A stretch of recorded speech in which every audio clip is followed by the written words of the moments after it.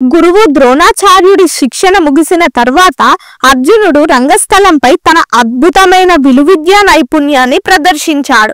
ప్రజలంతా జయ జయ ధ్వానాలతో అతన్ని కీర్తించారు.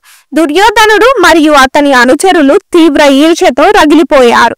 అయితే అర్జునుడి ప్రదర్శన ముగిసిన వెంటనే అకస్మాత్తుగా ఒక తేజోవంతుడైన వీరుడు రంగస్థలంలోకి దూకి వచ్చాడు.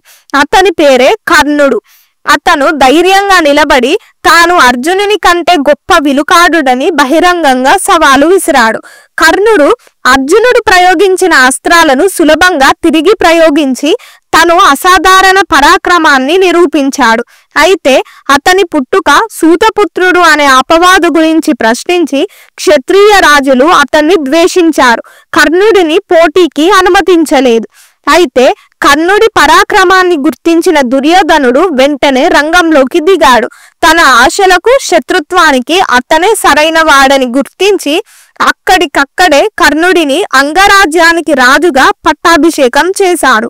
ఈ మైత్రి కౌరవ పాండవుల మధ్య వైర్యాన్ని శాశ్వతం చేసింది.